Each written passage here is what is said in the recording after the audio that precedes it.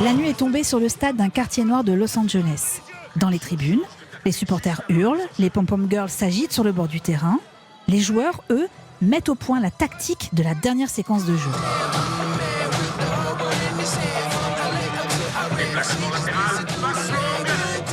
Spencer James s'empare du ballon, file vers l'embut voisin et marque les points de la victoire pour l'équipe de Crenshaw.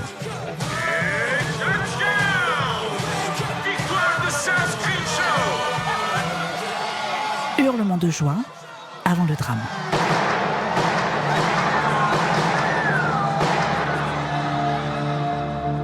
Bienvenue dans Série-Land, zoom sur la série All-American dont la saison 3 vient de débuter sur Salto et sur ces fictions qui nous embarquent dans les coulisses du football américain.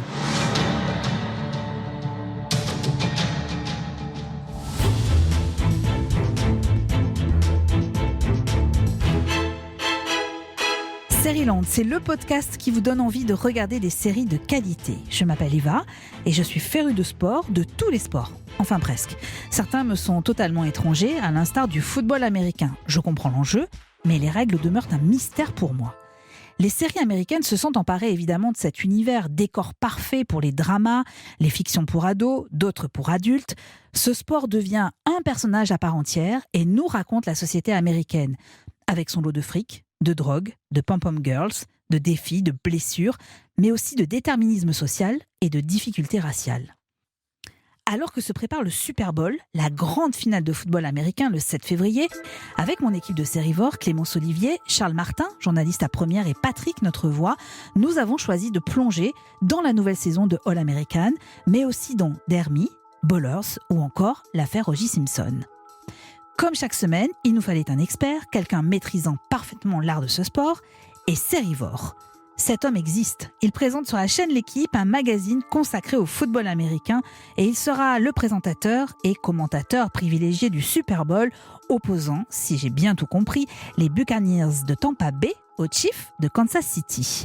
Grégory Hacher est notre invité expert.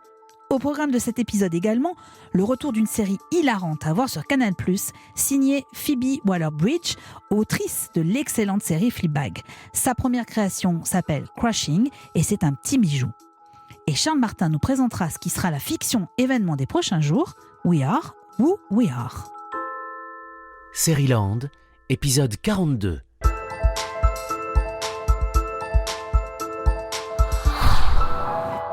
La série de la semaine. Bonjour Charles Martin. Bonjour. Merci infiniment d'être avec nous pour ce nouvel épisode de Série-Land et je vous présente Grégory Hacher. Bonjour Grégory. Bonjour Eva, bonjour à tous. Merci infiniment de nous avoir rejoints. Je sais que les heures de sommeil sont une denrée rare en ce moment puisque vous suivez notamment le foot américain avec un petit décalage horaire que j'imagine très agréable à vivre. Oui, mais on le vit bien, c'est un choix, donc oui, super. Et vous êtes un passionné de football américain, Ah oui. C'est pas un euphémisme que de dire ça. Non, c'est pas une opportunité professionnelle, c'en Ouais. est une dans le fait qu'on m'a proposé de présenter le Super Bowl, mais oui, depuis que j'ai 13 ans, 14 ans, je crois que le premier magazine américain s'appelait Sport Action. Ouais, Sport Action, j'avais trouvé ça dans une librairie à l'époque de ma vie bordelaise, et 89, donc j'avais 13 ans. Voilà, le premier Vous magazine. étiez tout petit.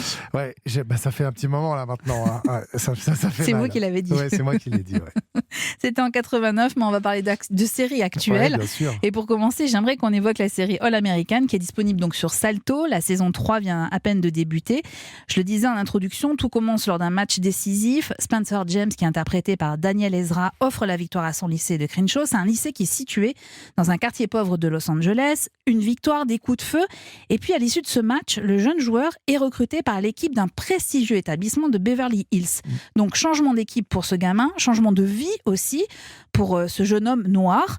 All-American est tiré d'une histoire vraie, celle de Spencer Pessinger, qui fait office de consultant et de producteur pour cette série. Il a notamment joué avec les Giants de New York.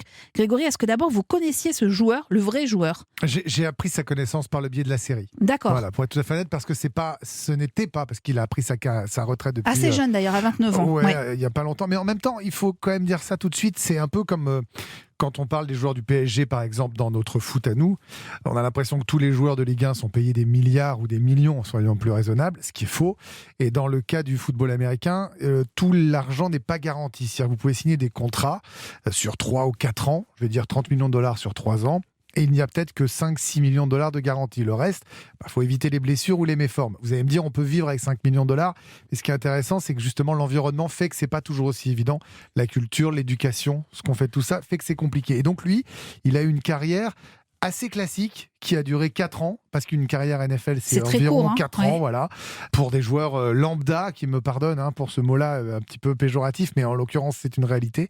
Et finalement, c'est pas surprenant, c'est un destin assez classique de joueur NFL. Et alors, est-ce que la série, vous la conseillerez aux gens qui ont envie de découvrir le football américain, par exemple ? C'est pas la première série que je recommanderais, je trouve qu'elle est intéressante, alors pas d'un strict point de vue sportif, mais je trouve que d'un point de vue sociologie, elle est intéressante, parce qu'il faut savoir que le sport aux États-Unis, et en particulier le sport américain, est vécu très différemment de chez nous. D'accord, il faut bien voir qu'ils sont beaucoup plus sportifs que nous. Ça, c'est un fait, et je parle de nous Français, parce qu'en Europe, il y a des pays bien plus développés sportivement que nous. Mais là-bas, il n'y a pas de club. Nous, on vit dans un monde de clubs. Et ce qui est intéressant avec la série, c'est qu'elle vous montre l'évolution d'un joueur de lycée, puis après l'université, puis voilà. Il y a toute une vie qui fait que les étapes sont scolaires, universitaires et après professionnelles. Charles, en une phrase, qu'est-ce que vous pensez de la série ? Comment vous en parleriez ? Comme disait Grégory, c'est-à-dire que c'est pas tellement une série qui raconte super bien le football américain, mais socialement, c'est une série très intéressante sur son atmosphère. Elle est très touchante par rapport à ses personnages et elle raconte un peu les mêmes thématiques sociales, le même genre d'ambiance qu'on avait dans Friday Night Lights. Je sais pas si vous vous souvenez de la série Friday Night Lights. Non, dites-moi, rappelez-moi. C'était la série portée par Kyle Chandler, le héros de Demain à la Une, où il incarnait le coach d'une équipe de foot de lycée. Ça a pris fin en 2011 après 5 saisons et elle racontait parfaitement cette excitation des matchs du vendredi soir, cette folie autour du foot US, la pression pour les gamins, pour le staff, etc., pour tout le lycée. Une espèce d'Amérique pour qui le football représente beaucoup. Et vous avez retrouvé cette ambiance-là avec All American ? Et il y a cette ambiance-là qu'on retrouve exactement dans All American. Ouais. Alors moi, de mon côté, je l'ai regardé dans un premier temps un peu comme une série pour ados, avec son lot d'histoires d'amour, de rivalité entre garçons. Mais effectivement, je trouve que la dimension sociale est extrêmement intéressante parce qu'il y a cette dichotomie tout d'un coup entre deux quartiers d'une même ville, parce qu'on est à Los Angeles et on est entre blancs d'un côté, les noirs de l'autre, entre le bling-bling d'un côté et les quartiers pauvres. Mais je dis ça tout en reconnaissant qu'il y a une qualité supplémentaire, c'est que ce n'est pas caricatural, parce qu'on sent bien que ces équipes de foot américains, ce que vous disiez Grégory, elles sont rattachées avant tout à des établissements scolaires. Et donc, elles reflètent par ricochet la vie des quartiers. Et c'est en ça que je la trouve extrêmement intéressante. Mais bon, il y est évidemment question de foot quand même, c'est le décor principal. Je vous propose d'écouter un extrait de l'épisode 1 de la saison 1, premier entraînement à Beverly Hills pour Spencer James. Regroupez-vous les gars. On va pimenter un peu cette séance. Spencer, t'as déjà joué en défense ? Non, pourquoi ? Parce que tu vas essayer. Je veux pas être défenseur, moi. Tu prends le poste que je te donne, d'accord ? Alors vous changez ma position ? Spencer. Après tout ce que vous m'avez dit l'autre jour, moi si je suis venu, c'est pour mettre des touchdowns. T'es venu pour jouer au football, au sein d'une équipe. Est-ce que j'ai raison ou est-ce que j'ai raison ? Merci. Tu as 2 options, mon garçon. Soit tu es de ce côté de la ligne, ou alors tu es de l'autre côté. Le choix t'appartient. Qu'est-ce que tu décides ? 7, go ! Je vous voyais réagir, Grégory, en écoutant l'extrait. Qu'est-ce qui vous a fait tilter ? Il faut bien comprendre que on peut changer de poste. Ça, je fais la comparaison. Alors ça, c'était une grande découverte pour moi. Vous pouvez être attaquant et défenseur en football américain. Surtout qu'il a 2 postes très différents. Je fais très court, je vais essayer d'être le plus didactique possible. Il occupe un poste de wide receiver, donc c'est celui qui reçoit le ballon du quarterback. Et qui doit courir après pour aller marquer. Il réceptionne le ballon, il doit aller le plus loin possible en évitant les défenseurs et essayer de marquer le touchdown. D'accord ? Et là, on lui demande de jouer linebacker, ce que le Spencer jouera dans la vraie vie, sa vraie carrière. C'est le rôle opposé, c'est-à-dire que vous êtes dans la défense et vous devez aller choper le quarterback pour le faire tomber, lui prendre le ballon ou stopper l'attaque d'en face. Ce sont vraiment deux postes complètement différents et il faut d'un côté des mains et une explosivité et de l'autre une explosivité et davantage de force et de vision du jeu. Mais donc c'est possible qu'on puisse devenir défenseur après avoir été attaquant. Par exemple, Greg Ward, qui est un receveur de l'équipe des Eagles de Philadelphie, a joué quarterback toute sa carrière en université, mais il n'avait pas le niveau suffisant, l'excellence suffisante pour jouer quarterback en NFL et donc il est devenu, grâce à sa vitesse, grâce à son QI football, comme on dit, son intelligence de jeu, et grâce à sa connaissance de l'attaque, un très bon receveur aujourd'hui dans la Ligue. Et ben voilà, on a déjà appris une chose sur le football américain. Comme quoi, c'est quand on l'explique bien, c'est facile à comprendre. Mais attention, c'est rare. C'est-à-dire que vraiment, quand vous êtes spécialisé dans un poste, c'est-à-dire qu'il faut être honnête, disons les choses, vous faites 2m15, 130 kg, vous n'allez pas jouer receveur. Voilà. On est d'accord. Voilà. C'est comme Mbappé, vous ne le faites pas jouer arrière. éventuellement arrière latéral pour qu'il fasse Voilà, des centres, mais pas- défenseur central, Voilà. non, ça ira Oui, pas. j'arrive à comprendre quand même. Bravo, Eva. Ouais, voilà. All American, c'est donc la chronique d'un joueur noir face à un monde de blancs. L'époque où t'étais une vedette et où tu faisais la pluie et le beau temps dans le quartier est révolue. Tu sais ce que je crois? Je crois qu'en fait, t'es jaloux. Jaloux qu'un gamin de 17 ans soit plus respecté que tu l'as jamais été. Et ça sans répandre la terreur. Tu sais ce que je crois, moi. T'es plus une star du foot maintenant. Ta tête de premier de la classe, tout le monde s'en fout. T'es qu'un noir parmi d'autres dans les rues de Crenshaw. Un mec qui a plus rien à offrir. Si j'ai plus rien à offrir, j'ai plus rien à perdre. Alors si tu touches à coup ou à Madame Baker, y a rien qui m'empêchera de m'en prendre à toi et de te le faire payer. Vous allez le découvrir peu à peu parce que évidemment la série devient un peu plus, pas série policière, mais il y a un suspense aussi à travers ces 3 saisons et ça tourne assez mal à la fin de la 2e saison. Je ne peux pas vous en dire plus, sinon je spoil, vous savez qu'on n'a pas le droit dans Série-Land. Grégory, est-ce que le football américain est une terre égalitaire ou au contraire, là encore, les tensions raciales sont nombreuses ? Elle ne l'est pas du tout. C'est-à-dire, autant la NBA, on va comparer avec 2 grandes ligues, dont Bien une sûr. qui est devenue très populaire en Europe, qui est pratiquée Basketball. de basket, évidemment. Autant vous avez aujourd'hui des présidents et des entraîneurs noirs en NBA avec une majorité de joueurs noirs. Autant ça ne l'est pas du tout en NFL. Rappelons très rapidement que nous avons un système de clubs, comme je le disais tout à l'heure, eux passent par l'université, et après, les clubs, nous on appelle clubs, ça s'appelle des franchises. Ça appartient à des propriétaires multimilliardaires, dont Donald Trump d'ailleurs a été à un moment, et c'est pour ça aussi ça expliquera son conflit avec la NFL, peut-être qu'on aura le temps d'en parler, parce que c'est assez passionnant. Et en fait, ces hommes-là sont souvent des hommes blancs, riches, et très âgés. Et sont pas toujours, ils sont dans leur monde, quoi. Ils sont pas toujours au fait de toutes les tensions raciales qu'il y a aux États-Unis et d'une certaine égalité. Pareil pour les coachs, il y a très peu de head coach, c'est-à-dire les entraîneurs principaux qui sont noirs. Il y en a une minorité. Il y en a une minorité. Ça commence à évoluer. C'est ce que je vais vous demander. Est-ce que ça commence un peu à changer ? Est-ce Ça que les mouvements auxquels on assiste en ce moment aux États-Unis font aussi bouger les lignes dans le football américain ? Oui et non, parce qu'on se rappelle également que Colin Kaepernick, c'est peut-être un nom qui vous dit C'est quelque pour ça que chose. je voulais vous en parler, évidemment. Voilà, ce quarterback des San Francisco 49ers qui avait mis un genou au sol pour dénoncer les inégalités raciales et qui s'était donc retrouvé en conflit ouvert avec Donald Trump. Donald Trump avait quand même utilisé son fameux "You are fired" comme il l'avait fait dans The Apprentice. Vous êtes viré. Voilà, ouais. en disant que la NFL devrait s'occuper de tous ces connards qui se mettent à genoux. On était dans des mots comme ça.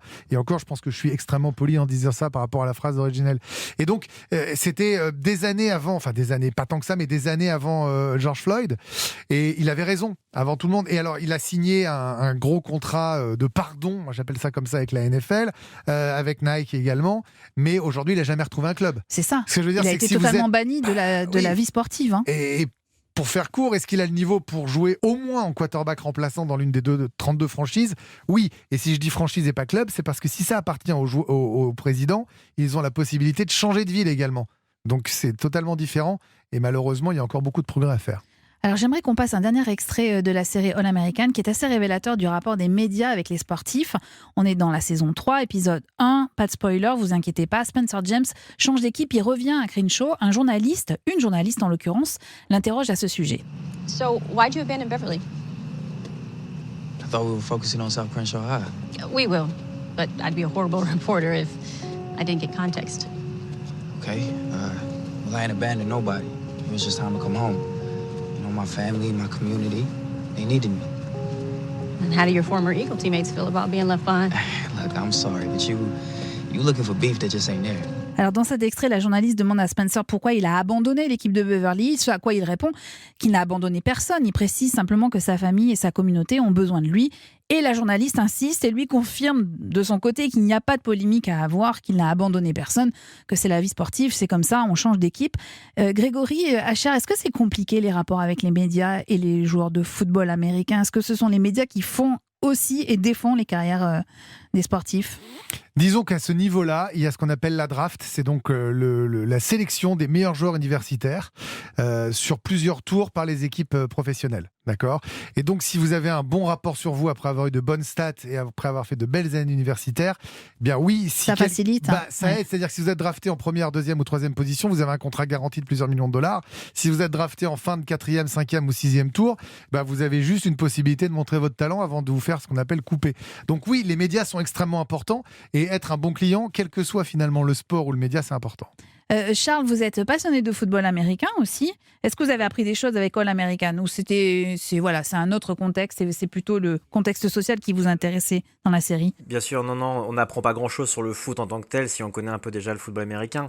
C'est le côté soap qui marche surtout dans All American, cette espèce de tiraillement entre la nouvelle vie clinquante et la famille laissée derrière à Compton, justement. C'est ça qui marche. Et c'est extrêmement intéressant. Les 3 saisons de All American sont disponibles sur la nouvelle plateforme Salto.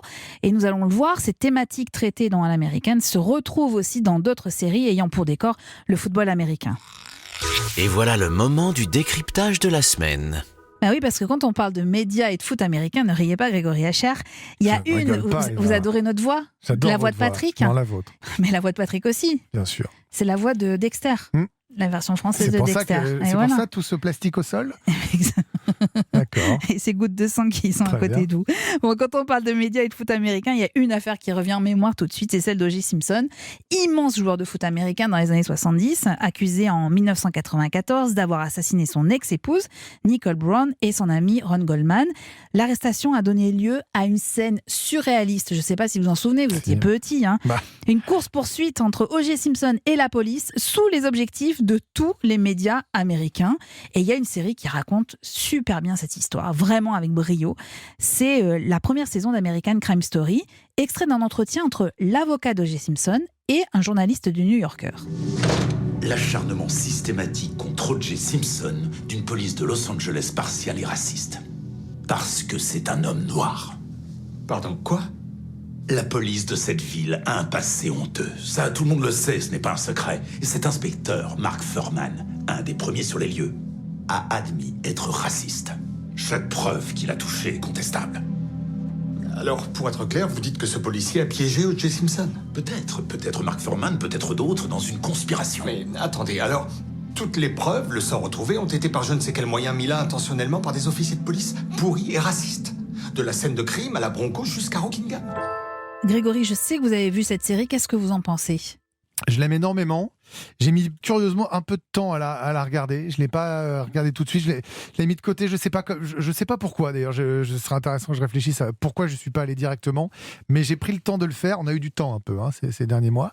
Je ne vois pas de quoi vous parlez. Moi, ce que je trouve passionnant dans cette histoire-là, c'est cette espèce de confrontation permanente entre...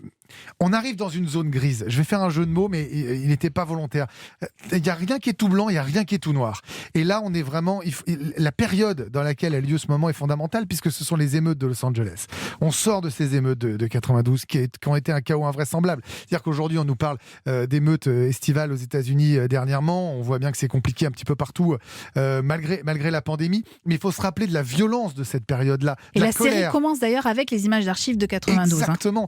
Et en fait, ces émeutes changent le procès d'O.J. Simpson. C'est-à-dire que ses avocats, en tout cas son avocat, parce qu'ils sont plusieurs avocats, mais l'avocat noir qui va le représenter, décide, pour le faire gagner, d'en faire un procès racial. Alors que c'est sans doute le procès pour meurtre. Mais comment lui reprocher vu la période à ce moment-là ? Il va tout faire dans son rôle d'avocat pour en faire un procès racial. Alors pour ceux qui ne l'ont pas vu, je dirais rien, même si vous connaissez peut-être la suite. Mais toujours est-il que c'est plus qu'une série de football américain, c'est une série sur l'histoire américaine. Complètement. En fait. Et il n'en est qu'une partie parce que c'est une idole absolue. C'était le Heisman Trophy d'une époque, donc le meilleur joueur universitaire. Il a été de nombreuses fois Pro Bowler, donc parmi les meilleurs joueurs de la saison. C'est un garçon exceptionnel, un running back, celui qui court avec le ballon. Mais c'était aussi un personnage qui n'était pas tout à fait équilibré, on va dire, jusqu'à ce qu'arrive ce meurtre pour lequel il a été acquitté, je rappelle. Tout à fait. Mais je trouve que la série reflète, mais alors les tensions de l'époque, c'est vraiment une série sociétale. Alors complètement, et alors je rajouterais qu'en plus, elle montre aussi la puissance des médias américains, et plus encore, elle illustre toutes les failles du système judiciaire américain, où tout est possible pourvu qu'on gagne au bout du compte ce procès. Charles, est-ce que vous connaissiez l'affaire avant de découvrir la série, vous qui êtes tout jeune Je ne suis pas si jeune que ça. Moi, j'avais une dizaine d'années quand il y a eu l'affaire. Ouais, c'est ça. Moi, ce que je trouve super dans ce qu'a fait Ryan Murphy, c'est vraiment Qui est cette le créateur, déconstruction voilà, du qui est le créateur de la mythe série. Ouais, exactement. C'est le papa de Glee, notamment Ryan Murphy. Comment il a réussi à déconstruire un mythe américain, parce qu'il faut quand même bien se rendre compte que O.J. Simpson, Grégory en parlait un peu, c'était une espèce de demi-dieu dans les années 80. C'était une superstar du sport, de la NFL. Vraiment, il a marqué l'histoire de son sport. Et puis, il a fait tomber beaucoup de barrières aussi pour les Afro-Américains à cette époque-là. Donc, c'était vraiment une icône de la société américaine sur tous les plans. Et au-delà du procès judiciaire, c'était une espèce de choc pour toute l'Amérique de voir ce demi-dieu ainsi déchu et placé devant un juge, quoi. Alors il faut qu'on précise aussi, donc c'était la première saison d'American Crime Story. Charles, il y a eu d'autres saisons après et avec d'autres histoires en l'occurrence qui n'ont rien à voir avec le football américain. Ah non, rien du tout. Alors la deuxième saison, c'était The Assassination of Gianni Versace, qui raconte du coup, donc comme le titre l'indique, l'assassinat de Gianni Versace à Miami. Ça, c'était vachement bien aussi, extrêmement bien fait dans la forme surtout. Il y avait une esthétique incroyable que Murphy a réussi à rendre sur le luxe de Versace. C'était assez fou à regarder. Et ça fait quelques années maintenant qu'elle est sortie. Elle est dispo sur Netflix encore. Et la saison 3 est en tournage. Elle s'appelle Impeachment. Elle racontera l'affaire Monica Lewinsky. Et on sait que normalement Clive Owen devrait jouer le président Clinton. Voilà. Ouais, donc on comprend que ça raconte 3. toujours aussi un pan de la société américaine. C'est ça qui est intéressant derrière le fait divers qu'on pourrait voir de façon classique. Et Grégory, là où ils sont vraiment très très forts, c'est ce que disait un peu Jean Rochefort à l'époque, avec leur charisme et leur gueule, ces Américains. Ouais. C'est-à-dire que même des stars comme Cuba Gooding Jr., qui a quand même eu un Oscar du meilleur second rôle pour Jerry Maguire, film sur le foot US, qui était un film fantastique. John Travolta, David Schwimmer, qui vous voulez dans ils jouent exceptionnellement bien. Parfois un peu too much, mais c'est pas grave. Et vous êtes dedans, vous ne les voyez plus eux, et ça se dévore. Voilà, ça se dévore et on est quasiment devant un film documentaire tellement tout ça est très très documenté. Mais moi j'avais aussi envie de découvrir le côté un peu bling-bling des joueurs, leur rapport à l'argent, leur avenir quand leur carrière s'arrête. Et alors il y a une série qui est à ne pas manquer, et c'est vous Grégory qui m'en avez parlé, je la connaissais pas. Ça s'appelle Ballers, avec Dwayne Johnson dans le rôle principal, qui lui en fait, au départ, est ancien catcheur professionnel dans la vie. Et dans la série, il joue un ancien athlète reconverti en gestionnaire de fortune. Je vous propose 2 extraits où il est question de la retraite, de l'après-carrière. Quand je pensais au jour où je prendrais ma retraite, je me voyais sur un podium, devant ma famille, mes amis. Le président d'un côté et le coach de l'autre, avec un micro entre les mains. Tu veux savoir comment ça s'est passé? Tout seul chez moi, le cul sur mon canapé, les yeux rivés sur mon téléphone. En train d'attendre le coup de fil du président, du directeur. Je me serais même contenté d'un coup de fil de l'entraîneur. Merci, Spence. Bonne chance, Spence. Un de ces jours, Spence. Tu sais quand je l'ai reçu, ce coup de fil? Jamais. Sérieux? Il va falloir que t'arrêtes de faire n'importe quoi. Il te reste un seul contrat et quand il sera fini, je te garantis que tu seras à la rue, comme nous tous. Donc là, on vient d'entendre Spencer Strassmore, qui est le personnage principal incarné par Dwayne Johnson. Et je vous propose un deuxième extrait sur la même thématique avec un autre joueur nommé Charles Green. Comment ça se passe ta retraite, toi? Oh, moi, grave cool. Ouais, c'est trop cool. Ah ouais, chaque jour est mieux que la veille. T'imagines? Cool. Tu te fais chier. C'est épouvantable. Sans blague, j'ai eu une carrière de rêve. Champion du Super Bowl, 8 coupes de Pro Bowl. J'ai une baraque confortable, un chouette boulot. Une femme superbe qui ne demande qu'à baiser. En plus, je suis parti sans être amouché. Ça devrait être le pied. Mais n'empêche, sur le terrain, j'étais le numéro 71. Charles Green, tu saisis bien ce que je veux dire? Tu vois, t'enlèves le maillot, tu ôtes le casque et t'es plus qu'un balèze qui bosse dans une succursale automobile. Putain, comment tu me déprimes, là? Ballers est à voir sur OCS, il y a 5 saisons qui sont disponibles. Grégory, je crois que vous adorez cette série et la musique avec. Oui, alors la musique, on s'en sert pour le générique des soirées de foot US sur la chaîne L'Équipe. La musique est bien. J'adore cette série pour plein de raisons. Je vais essayer d'être le plus concis possible. Je trouve qu'elle reflète parfaitement ce qu'est l'univers du sport professionnel aux États-Unis. Et on entend souvent les agents, le fonctionnement des équipes, le côté sans cœur, business is business, et puis les joueurs ne sont que des pions. C'est exactement ça dans la série. La deuxième chose, c'est dû aussi à Dwayne Johnson, qui était The Rock quand il était catcheur, qui est aujourd'hui et depuis plusieurs années l'acteur le mieux payé aux États-Unis, qui fait 700 000 $ par épisode, il était payé. Ouais, là-dessus, c'est ça. Puis quand il tourne un film, c'est 20 millions, 25 millions de dollars. Non, mais c'est vraiment un truc de fou. Et j'aime beaucoup ça. Alors, moi, j'ai tendance à croire, on en parlait avant de commencer ce podcast, Eva, que c'est une série qui va passionner encore davantage ceux qui connaissent ce sport. Je suis ravi de voir que vous n'étiez pas si au courant que ça vous a quand même assez plu. Ah oui, complètement. Parce que là, l'extrait qu'on a entendu sur Charles Gaines qui prend sa retraite est intéressant, parce que quand vous êtes une star, que la foule scande votre nom, quand ça s'arrête, c'est comme quand un artiste, la lumière s'éteint, que vous n'êtes plus sur scène, ça doit être d'une souffrance épouvantable. Je ne l'ai pas vécu, j'ai malheureusement pas été sportif de haut niveau, mais je trouve que ça le reflète bien. Et Dwayne Johnson joue le rôle d'un ancien immense joueur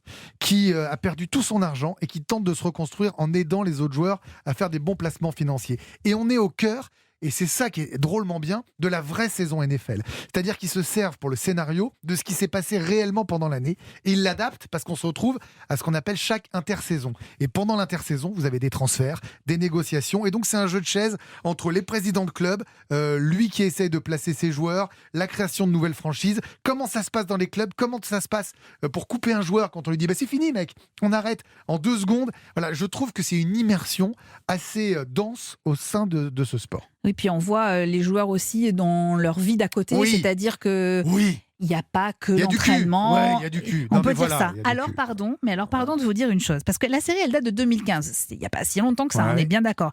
Et moi je la trouve un tout petit peu vieillotte. Voir, je sais. Vous allez me dire qu'elle est misogyne. Je vous vois venir. Et je la trouve assez insupportable à certains égards, notamment quand elle représente les femmes. Mais c'est-à-dire que malheureusement, en fait, je ne peux qu'être d'accord, mais il faut aussi dire qu'elle représente une certaine réalité. Mais c'est bien ce qui m'insupporte. Je comprends très bien. On est d'accord. Charles, est-ce que vous aimez aussi Ballers ? Est-ce que vous vous y retrouvez là-dedans ? Oui, moi j'ai tout vu aussi, comme Grégory. Alors après, j'ai surtout aimé les premières saisons. Je trouvais que ça se regardait un peu comme une version NFL d'Entourage, pas si vous vous souvenez. Oui, Entourage, bien sûr. Des années 2000. Ce qui est cool, c'est Dwayne Johnson, surtout, qui se détache de son image bodybuildée de The Rock, qui fait quelque chose d'un peu plus nuancé que de d'habitude. Et puis Grégory aussi sera d'accord avec moi, il y a plein de guest stars NFL qu'on croise dans la série, et ça c'est quand même sympa quand on aime le foot US. Moi, je me souviens, il y a Antonio Brown qui joue aux Steelers à l'époque, qui fait une apparition, il y a Julian Edelman des Patriots, pas mal de joueurs comme ça qu'on croise. Il y a Eddie George. Mais ça, vous nous avez tous perdus, parce que nous, on ne sait pas qui c'est, tous ces joueurs, vous savez. Faut imaginer vraiment que ce sont comme si c'était que les joueurs du PSG ou de Lyon chez nous. C'est vraiment c'est ça. Le haut du panier. Après, je suis d'accord avec Charles, c'est mieux au début. Ils ont plus de mal à finir. Ils ont fini au bout de 5 saisons. C'est une série, quand vous la regardez, vous avez envie d'avoir une belle bagnole, une belle montre, un beau costume sur mesure, ce genre de choses. Vous sortez de là, vous avez envie de vous dire, je veux pareil. Bon, finalement, vous remettez vos pantoufles, mais enfin, c'est sympa quand même. Oui, on peut aller faire aussi des soirées sur des bateaux. Je comprends que c'est sympa. Voilà. Non, mais par contre, tout ça, ce blig-blig et cette cruauté. Non, mais c'est une réalité. Tout ça existe, en fait. C'est ça. On a l'impression que c'est poussé à l'extrême, que c'est une parodie. Et malheureusement, c'est aussi une réalité. Donc, c'est extrêmement sympa à regarder, mais extrêmement intéressant aussi. Et avant d'évoquer une dernière série que j'aime particulièrement, je voudrais qu'on revienne un instant sur le Super Bowl que vous allez commenter. D'ailleurs, Grégory, dimanche soir, ce sera dans la nuit du dimanche au lundi. Alors, au-delà du match, c'est un événement planétaire. Là, pareil, c'est pas un euphémisme. Spectacle suivi par 100 millions de téléspectateurs en moyenne, qui a une influence considérable pour les États-Unis, pour les annonceurs et sur les séries aussi. Écoutez l'histoire de notre sérivore Clémence Olivier.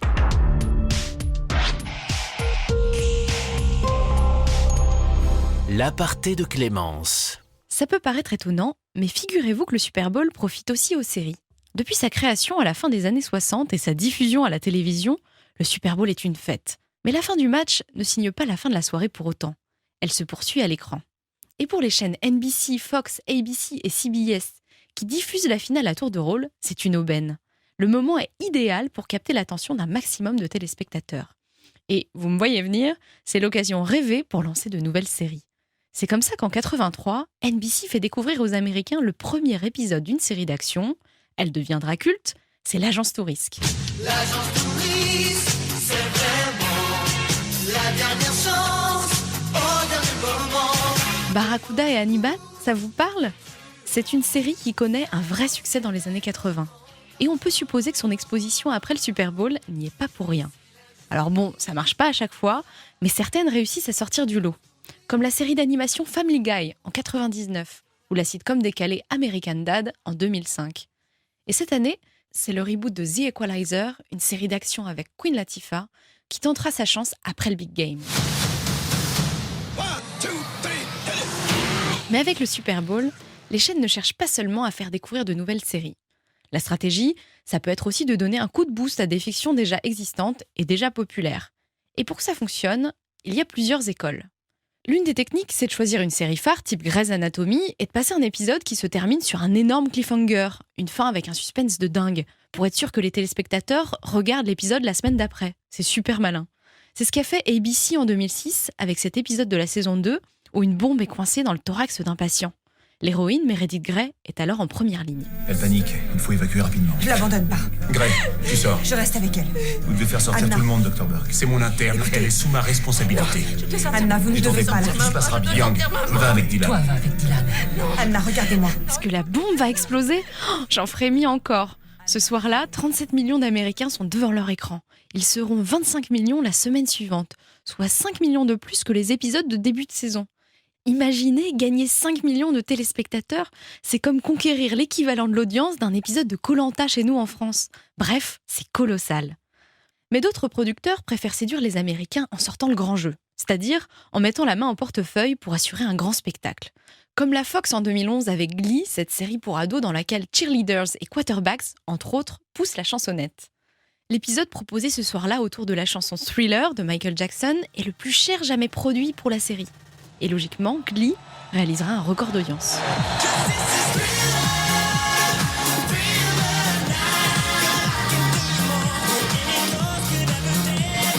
Mais le plus gros coup, c'est NBC qui le réalise en 96.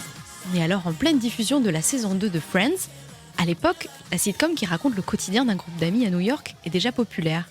Mais les producteurs veulent aller encore plus loin. Ils décident d'inviter Julia Roberts, Brooke Shields et même l'une de nos stars nationales, ou presque. Mon Dieu, c'est pas vrai. Qu'est-ce qu'il y a? C'est Jean-Claude Van Damme. Je ne savais pas qu'il était sur le tournage, il est tellement sexy. Ah, tais-toi. Les muscles de Bruxelles. Wham bam Van Damme. Est-ce que tu as vu Time Cop? Non. T'es sûr qu'il était dedans? C'est pour dire, c'est lui qui changeait la face du monde. En France, cet épisode s'appelle « Celui qui retrouvait son singe ». Mais aux États-Unis, son titre est une référence évidente au match de l'année, The One After the Super Bowl. Celui après le Super Bowl. Ce soir-là, 52 millions de téléspectateurs restent devant leur écran. C'est considérable. Imaginez, c'est 47% de l'audience. Autant dire la moitié de tous ceux présents ce soir-là devant leur télé. La suite, on la connaît. Friends deviendra l'une des séries les plus regardées de l'histoire de la télé, grâce à son rythme, son humour efficace, son jeu d'acteur, mais aussi peut-être un peu grâce au Super Bowl.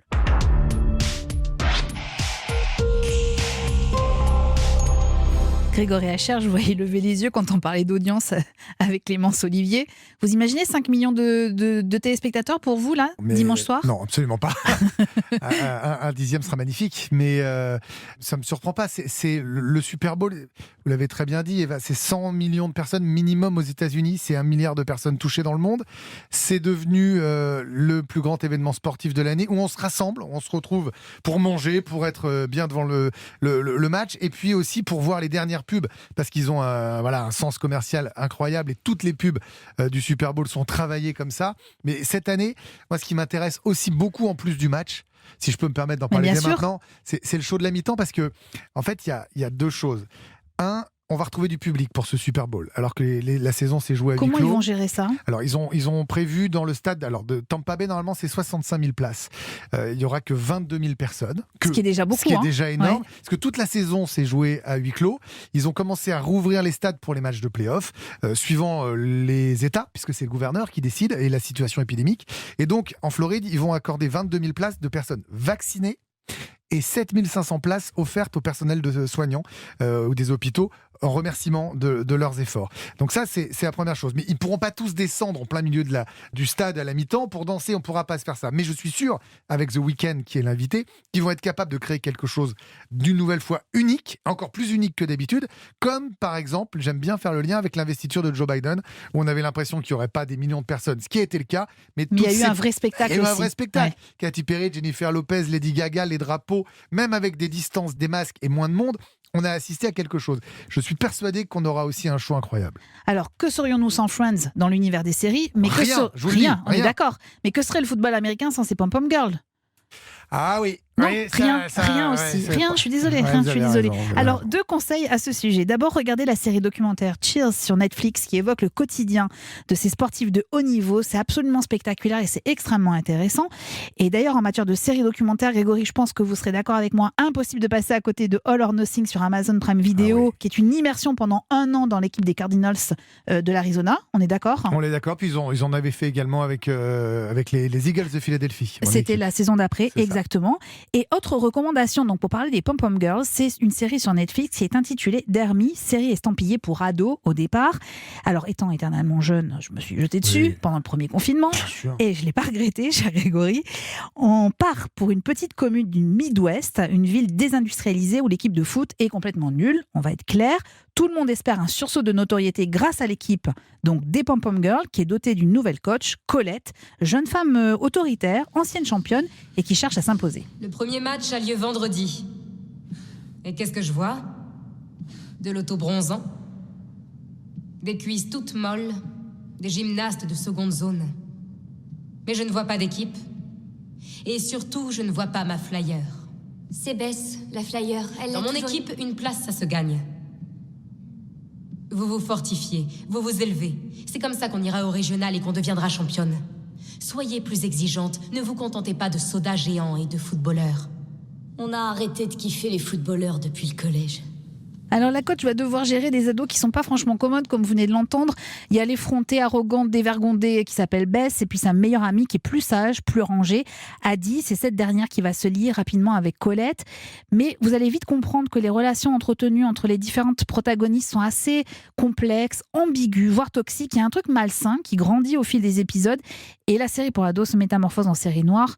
D'où ma passion aussi en tant qu'adulte vieille et vieillissante pour Dermy, qui est à voir sur Netflix, qui est en 10 épisodes. Je vous vois sourire, Grégory Recher. Pourquoi vous vous auto-flagellez comme ça Avant que vous le fassiez, c'est pour ça. Non, mais pardon, Eva, vous pourriez tout à fait, Pom Girl Flyer, pourriez voler au-dessus d'une pyramide humaine, mais sans problème. Voilà, est-ce que vous pouvez raconter ce que c'est la Flyer ? En fait, vous savez, c'est une vraie tradition du college et du lycée, la high school américaine. C'est-à-dire que là, on parlait de misogynie tout à l'heure, on était quand même dans un truc assez fou. Il y avait les gars qui jouaient soit au foot, soit à la crosse, ça fait partie des sports là-bas, ou au basket. Et puis vous avez les jeunes filles qui devaient apprendre à faire des donnez-moi un O, donnez-moi un U, voilà, le Pom Pom Girl, voilà. Et en fait, ça s'est professionnalisé quasiment. Ouais, professionnalisé même complètement dans les équipes.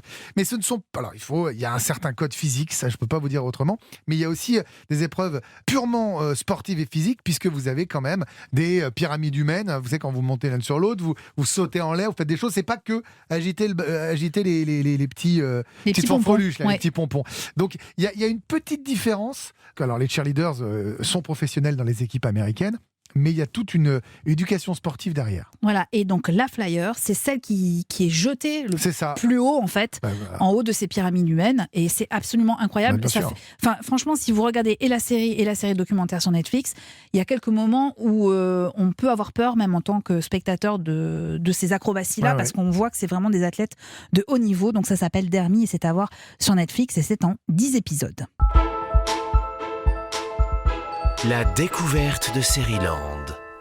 C'est la dernière partie de cet épisode de Seriland avec nos recommandations de la semaine, les séries incontournables, celles qui font l'actualité, qu'on a regardées pour vous déjà. Alors Charles, on commence avec vous. Vous avez déjà vu ce qui va sans doute être la série événement des prochaines semaines, une série HBO intitulée We Are Who We Are, bande-annonce. In the body where everything has a price, I was a beggar.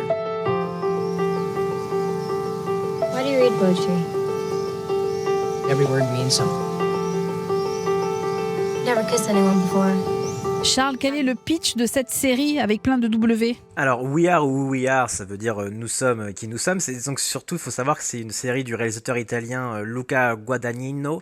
C'est un cinéaste qui avait réussi à impressionner Hollywood avec Call Me By Your Name en 2017. Je ne sais pas si vous venez de ce film qui avait été nommé aux Oscars. Bien sûr. Call Me By Your Name, ça racontait la romance d'un jeune homme de 17 ans en vacances en Italie avec un étudiant américain. Donc là, Luca Guadagnino retrouve un peu cette même patte et puis les mêmes thématiques un peu similaires, ces thèmes qui lui sont chers, sur le questionnement de l'identité notamment, ce qu'on retrouve dans le titre forcément. Et donc ça se passe dans une base militaire en Italie et on suit 2 enfants américains qui explorent leur amitié et puis leurs premiers amours. C'est une série coproduite par HBO qui décrit vachement bien l'exaltation de l'adolescence avec l'angoisse qui va avec cet âge évidemment. C'est une série d'auteurs qui est très intense et qui est toujours délicate, qui arrive à parfaitement parler des désirs de l'adolescence justement et qui arrive à le faire de façon un peu déroutante mais toujours touchante. Est-ce qu'on sait quand est-ce qu'elle va arriver en France ? Oui, on sait depuis quelques jours, il y a Stars Play, la plateforme, qui a annoncé qu'elle diffuserait We Are Who We Are à partir du 7 mars. Je précise que dedans au casting, il y a Francesca Scorsese, qui est la fille de Martin Scorsese, qui tient là son premier vrai rôle. Voilà. Qui est au casting. Ben voilà, un argument de plus pour regarder cette série qui nous donne très envie. Donc ça sera au mois de mars sur Stars Play. Je pense qu'on en reparlera. Merci beaucoup Charles. Moi de mon côté, juste un petit clin d'œil, mais j'ai ri très très fort ces derniers jours grâce à Phoebe Waller-Bridge. Elle est la créatrice de Fleabag, formidable série dans laquelle elle jouait une célibataire trentenaire à Londres qui tentait tant bien que mal de faire fonctionner un café qu'elle avait lancé avec sa meilleure amie qui était décédée depuis. C'est vraiment un petit pitch en raccourci. J'avais adoré Fleabag, mais avant Fleabag, la jeune autrice, réalisatrice et comédienne était déjà à l'origine de Crashing. C'est une série qui est de nouveau disponible sur mycanal.fr. L'histoire de Lulu, alors là encore, c'est une jeune femme un peu excentrique qui débarque à Londres. Elle veut y retrouver son amour d'adolescente et le garçon en question vit en communauté, avec sa fiancée notamment, détail important, dans un hôpital désaffecté. Il faut que vous imaginiez un lieu immense dans lequel donc ces jeunes gens vivent. Visite des lieux d'ailleurs avec Lulu et Sam, c'est un des colocataires qui pense au sexe et généralement au sexe. Lovely low ceilings, very little light. 4 floors, 12 rooms on each. Everyone occupied by a different flavour of lunacy. Am I on your floor? You're in luck, princess. The trapeze artist got evicted last week for shitting out the window. So, moving in gift. Never leave that unattended. Thanks. What are you doing now? Do you want to make love? Maybe tomorrow? I've got to find a job and a door and an identity, so... Good luck with that. What do you think? This is the coolest place I've ever seen. Oh, you'll get over it. Alors dans cet extrait, Sam décrit le lieu si immense. Il précise que la dernière personne qui logeait dans cet espace désormais prévu pour Lulu s'est fait virer parce qu'il faisait caca par la fenêtre. Je reste poli. Et puis donc propose à Lulu de faire du sexe, puisqu'ils ont que ça à faire pendant la journée. Elle lui dit qu'elle a 2-3 trucs à gérer, notamment d'aller chercher un job. Crashing est un petit bonbon. C'est une série en 6 épisodes qui se dévore, qui fait du bien, qui fait sourire avec sa dose d'émotion. Une fiction qui parle d'amour, d'alcool, de curry. Mais oui, de curry, Grégory Hacher, je suis désolée. Et d'amitié surtout, voilà. C'est une sorte de Friends, on en parlait tout à l'heure, mais nouvelle génération. Et d'ailleurs, Lulu, elle chante un peu comme chantait Phoebe, vous vous en souvenez, dans Friends, mal, ouais. Exactement, avec des chansons un peu stupides, on peut le dire. Bon, Smelly Cat n'est pas si stupide que ça. Ouais, enfin les paroles, c'était très limité quand même, on est d'accord. Oui, mais la limite parfois a du bon. Vous voulez faire Smelly Cat ? Smelly cat, what are you in for? J'ai oublié le verbe. Alors, on va s'en tenir là. Ouais. Et si vous voulez entendre Lulu chanter avec son ukulélé, c'est à voir dans Crashing. Les 6 épisodes sont à déguster sur mycanal.fr. Le crush de l'invité. Ah, ça faisait longtemps. Bah oui, le crush de l'invité, Grégory Hacher. Quand je vous ai demandé votre série coup de cœur des derniers mois, vous m'avez assez étonné puisque vous m'avez répondu Suits, avocat sur mesure, série américaine qui est sortie en 2011. Les 8 premières saisons sont à voir sur Netflix. Et la série, elle met en scène Harvey, avocat arrogant, issu d'Harvard, qui a choisi de recruter Mike. Alors lui, en revanche, Mike, il rêvait de devenir avocat, mais il a abandonné ses études. Un garçon très intelligent, doté d'une mémoire incroyable. Et cette série, Suits, elle est aussi phénoménale parce qu'elle a révélé, et je sais que vous l'aimez aussi pour ça, Grégory, vous êtes siffleur bleu, elle a révélé une actrice, Meghan Markle, devenue duchesse du Sussex en épousant le prince Harry. Rencontre entre les 2 avocats. Malheureusement, nous n'engageons que des diplômés d'Harvard. Et non seulement vous n'avez jamais étudié le droit à Harvard, mais vous n'avez jamais étudié le droit tout court. Et si je vous disais que mes facultés d'assimilation sont hors normes et que j'ai eu l'examen du barreau? Je vous dirais que vous mentez. C'est un manuel de prépa de l'examen du barreau, c'est ça? Ouvrez-le, n'importe quelle page, et lisez. La responsabilité civile est engagée soit en raison de l'inexécution d'un contrat, soit en raison d'un acte volontaire ou non, entraînant pour la personne fautive ou légalement présumée fautive l'obligation de réparer le dommage subi par une ou plusieurs autres. Comment savez-vous tout ça? Je l'ai appris quand je révisais pour le barreau. Ok, l'artiste. Pourquoi vous aimez à ce point cette série, Grégory Hacher? Oh, il y a plein de raisons. Alors déjà, c'est un très bon extrait. C'est un très bon choix parce que souvent, quand vous regardez sur Netflix, ils vous mettent un extrait d'une trentaine de secondes et puis vous accrochez pas. Moi, je suis tombé sur cet extrait. Ça m'a attiré de suite. Je suis très en retard sur pas mal de séries. C'est-à-dire que j'ai loupé des séries des années 2000-2010. Je les ai rattrapées, mais du genre Prison Break ou Breaking Bad. Vous voyez, des trucs immanquables que j'avais loupés. Bon, et je me suis dit, non, il faut quand même essayer de se moderniser un peu. Avance dans les années 2010. et donc, je suis tombé sur cet extrait. Ça m'a plu. Et il y a 3 choses. 1, j'adore le droit. C'est quelque chose, j'ai tenté d'en faire. Bon, je n'ai pas tout à fait réussi. Ça me passionne. J'ai une passion aussi pour la culture américaine, ce qui fait que j'ai le plaisir d'être dans votre émission aujourd'hui pour parler de foot américain. Puis j'aime les films de procès. Et donc là, il y a tout. Tout est réuni. Là, j'ai tout. Et je trouve extrêmement intéressant ce fonctionnement d'un cabinet d'avocats à la limite de la légalité, parfois de manière un peu légale ou tout en feinte. Voilà, je trouve ça extrêmement brillant, bien mis en scène et bien joué. Parce que tous les acteurs et toutes les actrices sont extrêmement beaux, charismatiques, bien habillés. Moi, il y a un moment, ça me plaît bien de voir ça, cette espèce de puissance qui est dégagée à l'écran. Et cet acteur, Gabriel Macht, il est vraiment exceptionnel. On a envie de s'identifier à lui à la fois comme un salaud et comme un gars qui réussit tout. Voilà, c'est sans doute très masculin, très prétentieux, mais je trouve le gars très bien. Et vraiment, je vous invite à regarder parce qu'il y a des moments d'humour, il y a des moments où on apprend des choses. Je trouve que c'est une très belle série qui se perd un peu dans ces dernières saisons. Je vous recommande plutôt les 7-8 premières et principalement les 5 premières, mais c'est vraiment une série très chouette qui se dévore facilement. Alors, qui est très divertissante, mais effectivement, on y apprend beaucoup de choses en matière de droit et de droit de la justice américaine, avec beaucoup de cas. À chaque fois, c'est extrêmement rythmé. Ouais, et c'est avec, précis. c'est très faut précis. Suivre un peu. Exactement. Et avec en fil conducteur l'histoire entre ces 2 hommes, voilà, qui est extrêmement plaisante à regarder. Vraiment, encore une fois, je pense que c'est un très bon choix. Vous m'avez incité à la regarder, donc j'ai commencé. Je ne suis pas arrivée au bout des 10 saisons pour l'instant. Ouais, mais vous allez y arriver. Je suis ému là. C'est vrai. Là, vous me faites mon année là. Oh bah, je suis contente. Ça me plaît. Merci beaucoup, Grégory Hacher. Merci infiniment, Charles Martin. Surtout, vos articles sont à lire dans le magazine Première et sur le site première.fr. À bientôt. Et puis, j'imagine que vous serez devant votre écran pour suivre le Super Bowl. Sur la chaîne L'Équipe, évidemment. Tout à fait. Merci Charles. Merci à vous Grégory Hacher. Merci Eva, merci pour l'invitation. Très heureuse de vous retrouver pour cet épisode. Merci. Dimanche, vous serez donc sur la chaîne L'Équipe pour une nuit spéciale à l'occasion du Super Bowl. Et comme chaque semaine, je vous quitte avec une réplique d'un héros de série. Eh bien, en l'occurrence, Harvey dans Suits. Et pardon pour la vulgarité, mais il aime bien dire « Je crois au travail, je ne baisse pas avec la chance ».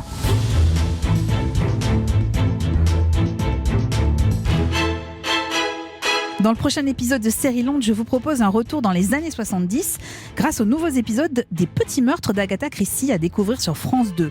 La productrice Sophie Reville est l'invitée de notre grand entretien. Elle nous racontera notamment comment elle a pu acquérir une partie des droits des œuvres d'Agatha Christie. Série Londe est un podcast Europe 1 Studio produit par notre entraîneur Timothée Magot, réalisé par son bras droit Christophe Pierrot et préparé en coulisses par l'équipe gagnante composée de Clémence Olivier, Charles Martin, Magali Buteau et Salomé Journeau. Si cet épisode vous a plu, le prochain vous séduira, c'est certain. Restez à l'écoute. Et puis surtout, parlez-en autour de vous, commentez, faites-nous part de vos retours. Vous pouvez toujours nous attribuer des étoiles sur les plateformes de podcast. Et puis le groupe Facebook de Sérieland est là pour vous aussi. Mais attention, dans Sérieland, la règle ne change pas, ne change jamais. Pas de spoil. Et puis abonnez-vous, comme ça, on ne se quittera plus.